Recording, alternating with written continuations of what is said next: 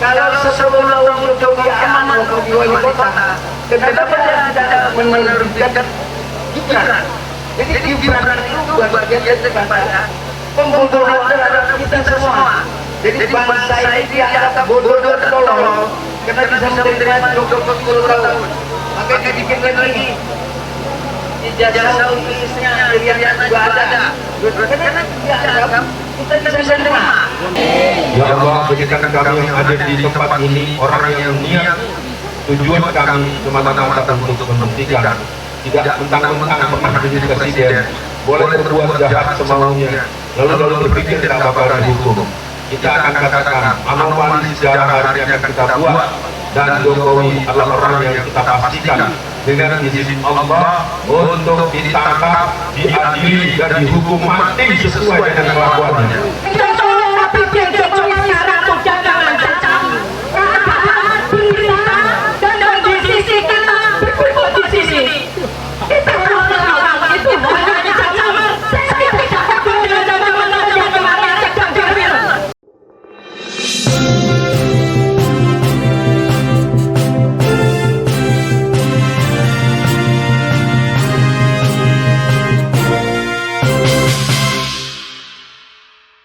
Baik Bapak Ibu, Assalamualaikum warahmatullahi wabarakatuh.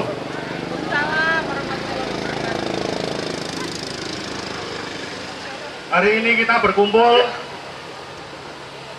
di Gedung Umat Islam Solo. Gedung Umat Islam Solo adalah gedung yang monumental, simbol perlawanan bagi rezim yang dolim.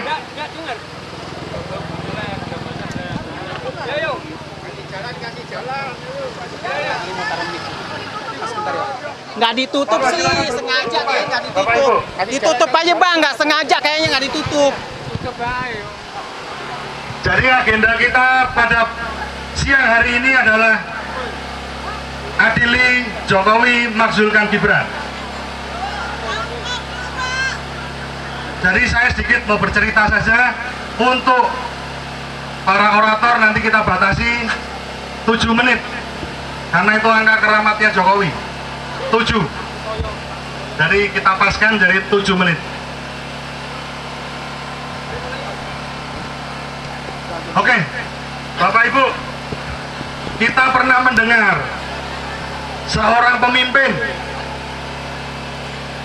yang santun, yang hadir sebagai wakil dari wajah masyarakat biasa, bukan dari militer, bukan dari birokrasi, tetapi dari rakyat biasa. Kita dulu, mungkin sebagian dari kita pernah memuja-muji, pernah mendukung mereka, tapi pada perjalanannya kita diperlihatkan oleh Allah sifat-sifat yang sejatinya, yang katanya dari rakyat ternyata sering sekali berpihak kepada oligarki, yang katanya membangun IKN dari investor, tetapi ternyata juga ambil dari uang kita juga, dari APBN. Yang katanya kereta cepat yang sekarang ini lagi rame, itu juga dari bisnis to bisnis. Kenyataannya APBN kita yang dibebani. Disitulah kita ditampakkan sifat-sifat pemimpin yang sering belok kanan tapi sennya ke kiri. Kalau orang Jawa bilang yang watuk iso ditambani nganggo obat batuk, tapi yang jenenge watak digawa napa Bapak Ibu? Nah, kalau watak sudah susah, 10 tahun kita dipimpin oleh pemimpin seperti itu, tetapi ternyata beliau belum puas, beliau masih pengen 1 periode lagi. Ternyata orang yang sederhana, yang tampaknya sangat lugu, ternyata rakus luar biasa. Ternyata rakus luar biasa. Anaknya, mohon maaf, yang pendidikannya saja tidak jelas, Bapak Ibu. Namanya siapa, Bapak Ibu? Namanya siapa? Namanya siapa? Nama aslinya? Nama aslinya? Yang keras, Bapak Ibu. Itu yang harus kita maksudkan. Siapa yang harus kita maksudkan? Siapa yang harus kita maksudkan? Sekolahnya SD, SMP, katanya lulus SMA. SMA di Singapura itu 4 tahun, Bapak Ibu, sampai bahkan 6 tahun. Tapi dia hanya 2 tahun kemudian pindah ke Australia. Kemudian dari Departemen Pendidikan mengeluarkan surat keterangan yang hanya sekali itu saja. Apakah mau Bapak Ibu dipimpin oleh pemimpin seperti itu? Dipimpin oleh pemimpin pembohong. Itu adalah turunan dari bapaknya, Bapak Ibu. Bapaknya namanya siapa? Bapaknya namanya siapa? Siapa yang harus diadili? Oke, sekarang untuk mempersingkat waktu dan menghangatkan suasana, jadi Bapak Ibu nanti tolong, kalau saya teriak siapa yang diadili, Jokowi, siapa yang dimaksudkan? Yang kencang, Bapak Ibu. Siapa yang diadili? Siapa yang diadili? Siapa yang dimaksudkan? Siapa yang dimaksudkan? Siapa yang dimaksudkan? Acara hari ini, Bapak Ibu, tidak berhenti pada hari ini saja, akan diteruskan di kota-kota lain, akan diteruskan di kota-kota lain, Bapak Ibu. Silakan Bapak Ibu sebarkan videonya, bilang sama saudara-saudara di luar kota untuk mengadakan acara seperti ini. Setuju? Setuju Bapak Ibu? Assalamualaikum warahmatullahi wabarakatuh. Bismillahirrahmanirrahim. Kepada Bang Victor, kepada seluruh sesepuh senior, saya mohon izin awalan kita akan mengawali dengan sama-sama berdoa, karena kita tidak ingin kita berkampanye untuk mengganyang PKI tapi kita lupa dengan Tuhan kita. Kita berdoa dulu. Saya akan mengambil jatah saya yang 7 menit. Bang Victor, boleh kan? 7 menit ya. Bismillahirrahmanirrahim. Assalamualaikum warahmatullahi wabarakatuh. Alhamdulillah. A'udzubillahi minasyaitonirrajim. Bismillahirrahmanirrahim. Asyhadu an la ilaha illallah wa asyhadu anna Muhammadan abduhu wa rasuluh. Allahumma sholli ala Muhammad wa ala ali Muhammad. Wahai Allah, pada siang ini gelombang elektro jihad kami, perjuangan patriotik kami bermaksud untuk mengadili di awal dengan menangkap manusia yang bernama Jokowi dan mengupayakan pemecatan, memakzulkan orang yang bernama Gibran. Kami mohon padamu ya Allah, mudahkanlah jalan itu, satukanlah hati kami antara muhajirin dan ansor, satukanlah hati orang-orang Indonesia semuanya untuk memastikan dalam waktu yang sesingkat-singkatnya Jokowi akan diadili dan dimasukkan ke penjara dengan hukuman yang seberat-beratnya. Ya Allah, jadikan kami yang hadir di tempat ini orang yang niat tujuan kami semata-mata untuk membuktikan, tidak mentang-mentang pernah jadi presiden, boleh berbuat jahat semaunya, lalu berpikir nggak bakal dihukum. Kita akan katakan anomali sejarah harinya akan kita buat, dan Jokowi adalah orang yang kita pastikan dengan izin Allah untuk ditangkap, diadili, dan dihukum mati sesuai dengan kelakuannya. Setuju? Ada yang nggak setuju? Yang setuju Jokowi diadili dan Gibran dimakzulkan, angkat tangannya. Siap semua untuk itu semua. Saya mulai saja karena waktu saya 7 menit. Saya mulai dengan pantun. Daun sawi dimakan ulat, jangan ditaruh dalam peti. Dewa Jokowi sudah tamat, hukuman mati adalah tepat. Ya, jadi hari ini semua kita berkumpul bersama-sama. Dan saya menghimbau kepada siapapun yang hadir, luruskan niat kita semua. Kita tidak ada yang mulia di sini, tidak ada yang lebih suci di sini, tidak ada yang lebih pejuang di sini. Semua kita berjuang. Negeri ini pernah cacat dari orang Solo, maka warga Solo dan masyarakat Solo bertanggung jawab untuk mengantarkan yang cacat itu ke tempat peristirahatannya. Oke, saya mulai saja, nanti pantun kedua menjelang ditutup. Apa saja kejahatan Jokowi? Yang pertama adalah menelantarkan dan menyengsarakan rakyat. Selama 10 tahun 17 kali BBM naik. Minyak goreng hilang tapi tahu-tahu nongol ternyata ada dalam tangan oligarki. Semua serba impor. Negeri laut garamnya impor. Aneh bin ajaib. Kampung Wadas, satu kampung dikepung oleh tentara dan polisi, terutama polisi. Rakyat disiksa di hadapan mata.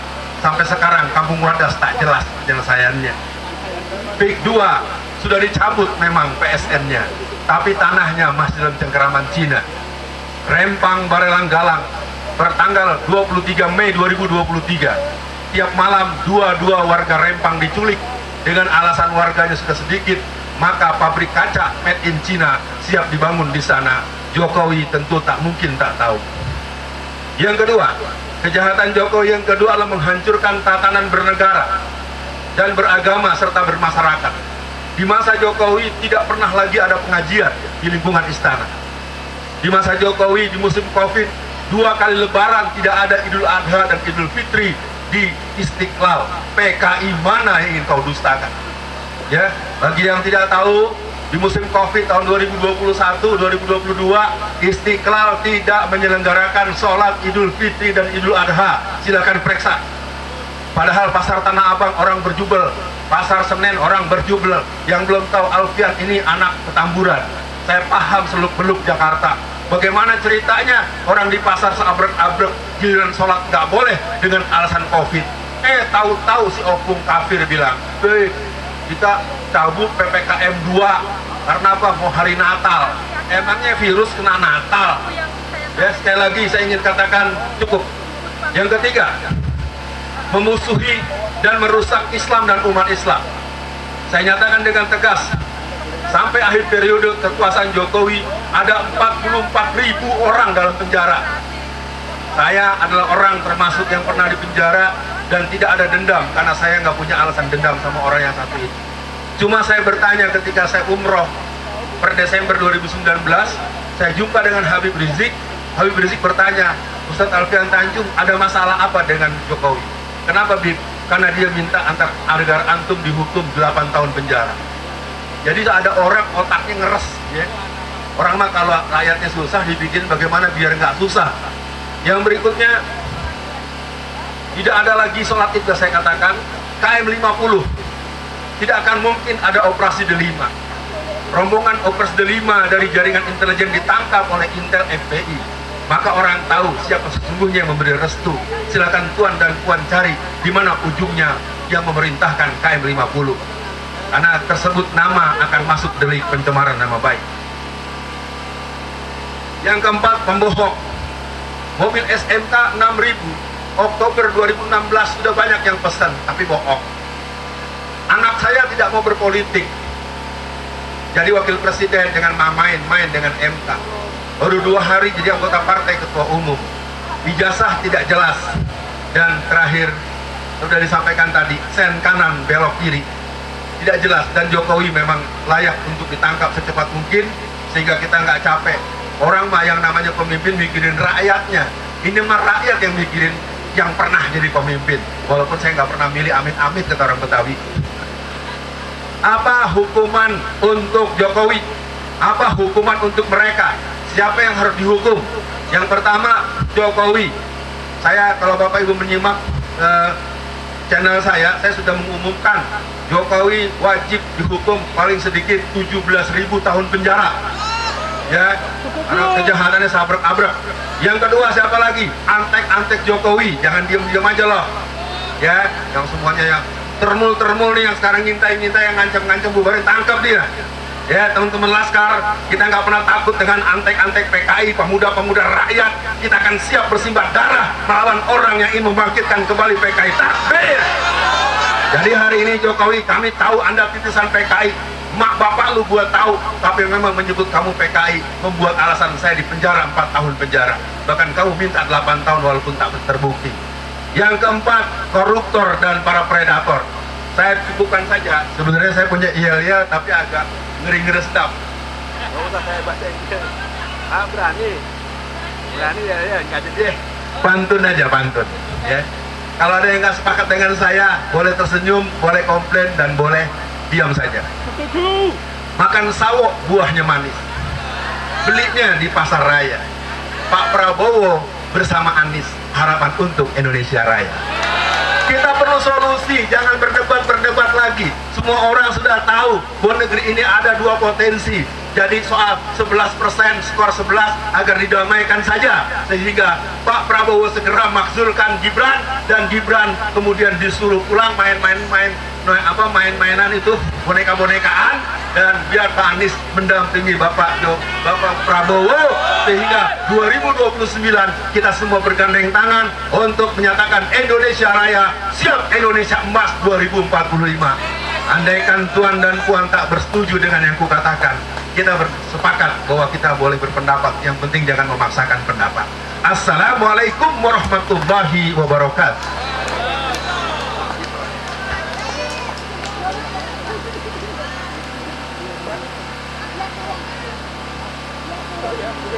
Selamat sore. Assalamualaikum warahmatullahi wabarakatuh. Bismillahirrahmanirrahim. Bangsa yang besar, kaya raya, banyak pemuda, banyak jenderal, banyak profesor. Kenapa diam? Kenapa tidak berkutik ketika keadaan seperti ini? Ternyata mereka paham bahwa Jokowi hanya menguasai sedikit orang yang namanya KPU. Di Solo ini diawalin dari KPU Solo pada waktu dia menjadi wali kota. Jadi kalau kita melihat kenapa tidak ada pergolakan, kenapa semua orang seakan-akan menerima keadaan, karena memang prosesnya seperti itu. Persyaratan mendaftar ke KPU itu cukup fotokopi dan dilegalisir. Jadi kalau yang pernah jadi anggota DPRD, DPR, jadi calon presiden sama. Nah, KPU yang sedikit orang itu, di sini ada berapa orang, terus ada KPU pusat, ada KPU provinsi, itu dikooptasi sama Jokowi. Nah, dengan di situ dia mulai memainkan perannya, bagaimana semuanya tertutup. Kita baru tahu kalau Jokowi itu tidak punya ijazah, Gibran tidak punya ijazah, baru sekarang. Sekian tahun yang lalu tidak tahu karena ditutup. Semua orang KPU adalah orangnya Jokowi. Panitia seleksi untuk menjadi anggota KPU itu dilakukan oleh Jokowi.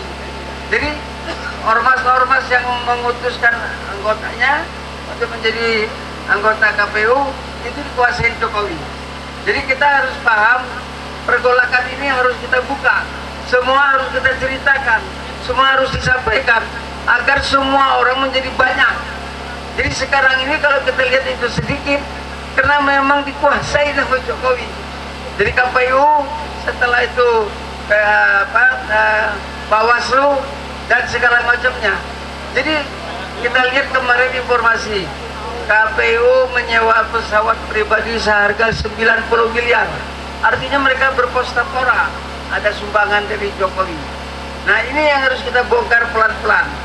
Jadi sekarang kalau kita lihat banyak kawan-kawan yang sudah punya data membongkar berkas-berkas itu, ternyata Jokowi memang tidak punya dokumen di UGM, tidak punya dokumen di KPU, tidak punya dokumen di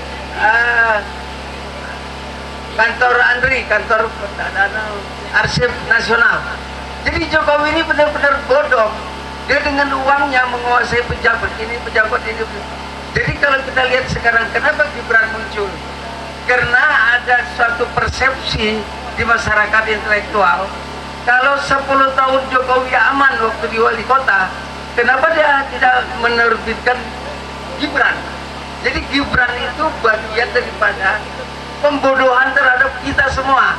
Jadi bangsa ini dianggap bodoh dan tolol karena bisa menerima Jokowi 10 tahun. Maka dibikin lagi ijazah untuk istrinya, Iriana juga ada. Karena dianggap kita bisa menerima, dianggap masyarakat ini bisa menerima Gibran, bisa menerima Jokowi, bisa menerima Iriana. Itu semua ijazahnya dibikin di satu tempat, Pramuka.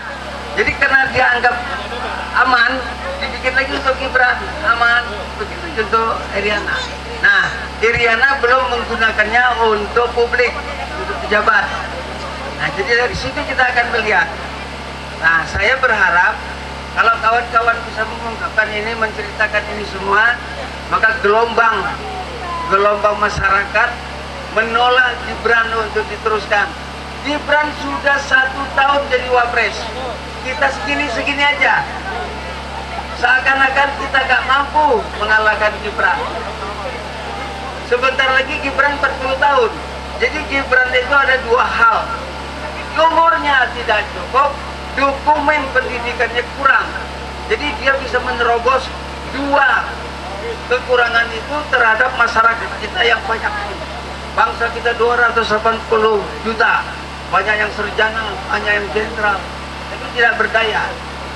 Nah, kalau kita bisa melihat itu sebagai potensi perlawanan, Solo harus memulai. Jadi Sumpah Pemuda itu dulu pernah juga muncul di Solo. Solo ini kota pergolakan. Solo ini kota kecil tapi berperan besar bagi Republik Indonesia. Itu bagi saya terima kasih banyak. Mohon maaf kalau mengulang-ulang kalimatnya. Saya harap Solo memulai untuk melawan Gibran.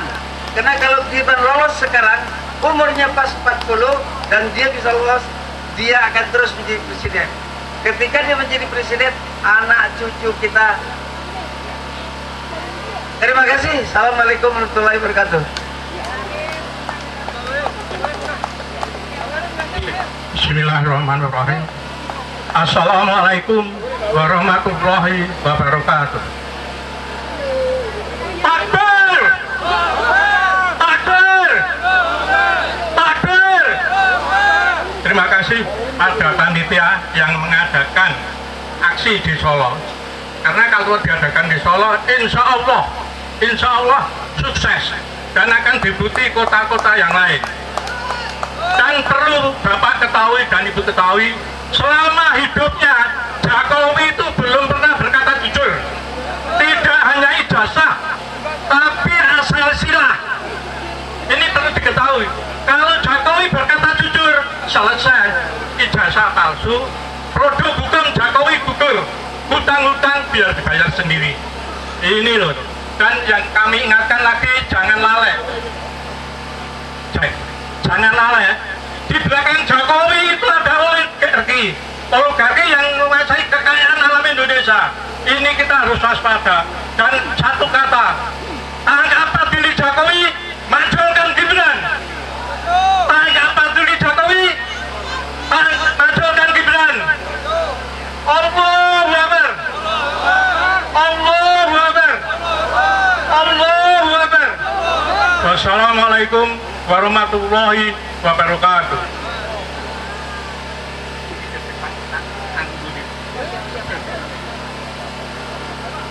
Bismillahirrahmanirrahim. Assalamualaikum warahmatullahi wabarakatuh. Sekarang kita kumpul di Solo. Solo merupakan kota yang penuh misteri. Misteri itu adalah dibikin oleh seorang Jokowi, yaitu dia sebagai diktator global. Dia harus memang bertanggung jawab atas keadaan NKRI yang tidak sedang baik-baik saja. Karena apa? Dia berangkat dari Solo. Saya sebagai orang Solo sangat malu, apalagi dengan bahasa atau istilah geng Jokowi itu luar biasa. Tidak hanya geng Solo, tapi geng Jokowi sekarang sudah mengancam keadaan, berita, dan kondisi kita berkumpul di sini. Kita harus melawan. Itu hanya ancaman. Saya tidak takut dengan ancaman-ancaman yang kemarin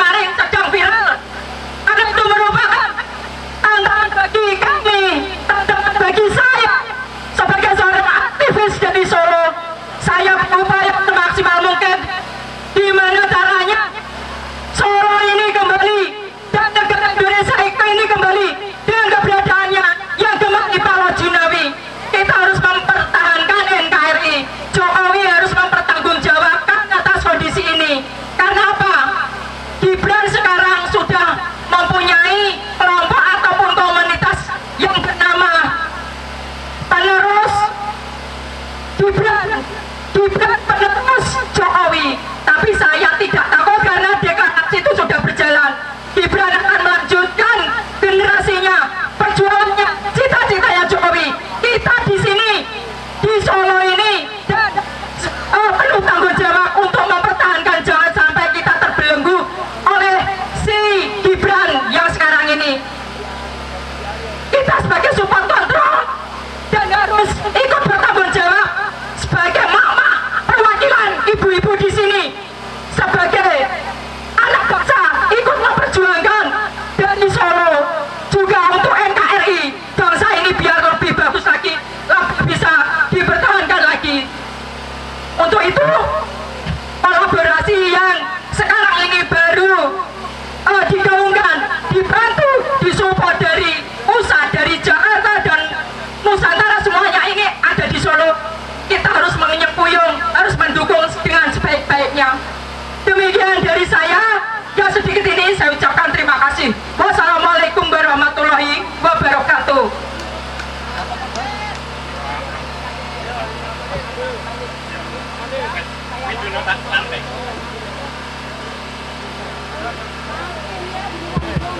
Terima kasih. Saya tidak banyak menggunakan waktu, hanya paling 5 menit. Siapkan saya.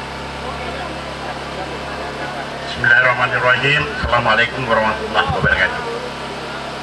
Saudara sebangsa dan setanah air, Solo adalah kota legendaris.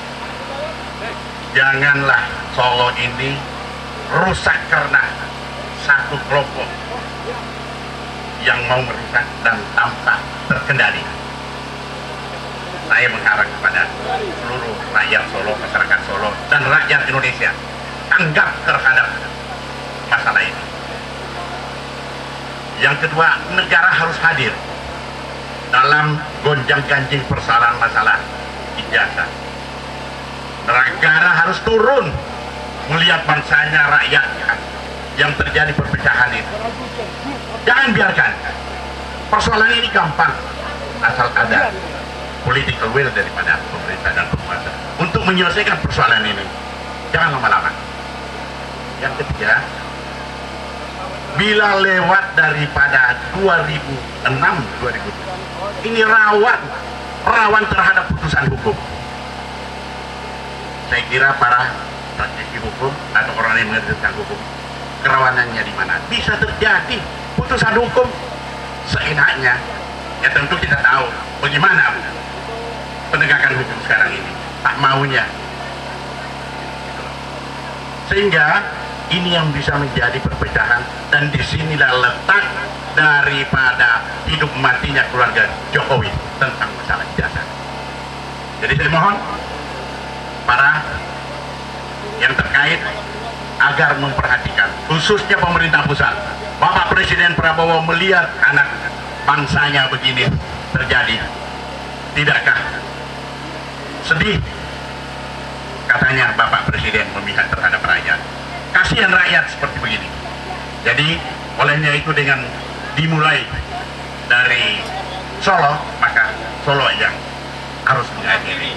Kau yang memulai, kau yang mengakhiri, kata lagi. Sekali lagi saya ingatkan, pemerintah pusat turunlah menyelesaikan persoalan ijazah ini, karena ujung-ujungnya adalah perpecahan anak bangsa dan bisa terjadi. Ya, nggak tahu apa yang terjadi. Mudah-mudahan tidak menjadi berdarah-darah. Itu loh kira-kira. Saya kira hanya itu yang saya bisa sampaikan. Semoga Bapak Presiden Prabowo melihat dari ujung ke ujung sana ini adalah pendukung Pak Prabowo yang hadir sekarang ini. Tetapi ketika tidak didengar, maka itu akan berbalik karena tahu resikonya ketika ini lebih lewat daripada waktu yang ditentukan. Saya kira demikian. Yang terhormat Bapak Prabowo yang kita cintai dan Presiden yang kita banggakan. Terima kasih. Assalamualaikum warahmatullahi wabarakatuh.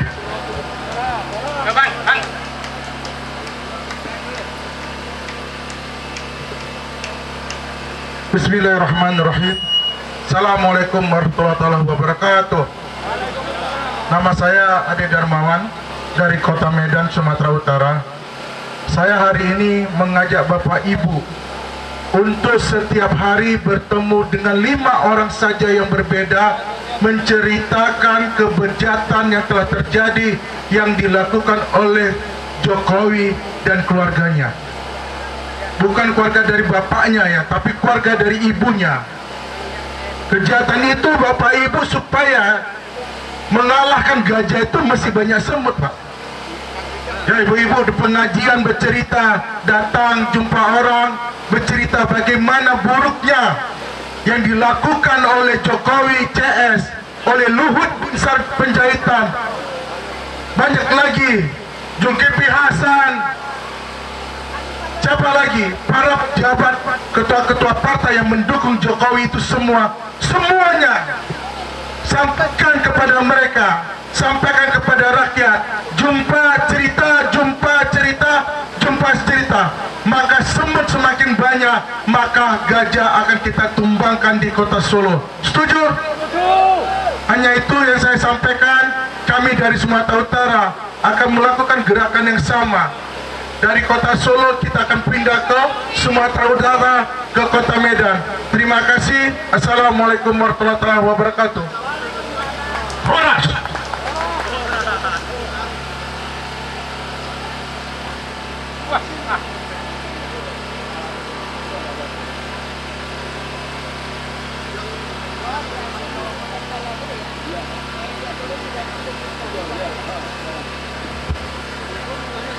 Assalamualaikum warahmatullahi wabarakatuh. Ibu sekalian, saya ini penghuni Purwopuran. Bersama Pak Mudrik Sang itu sudah lama, bersama Pak Umar, Pak Amiruddin sudah lama. Saya ingin sampaikan yang perlu Bapak ingat. Pada tanggal 13 Oktober 2004 adalah momentum sebelum dibentuknya kabinet. Terjadilah pertemuan antara Jokowi dengan Prabowo Subianto. Apa yang terjadi pada saat itu? Atau singkat kata, Pak Jokowi pesan pada Presiden Prabowo Subianto, tolong saya akan titip orang-orang yang bisa menjadi kabinet merah putih. Itu satu. Dampaknya nanti akan Bapak lihat.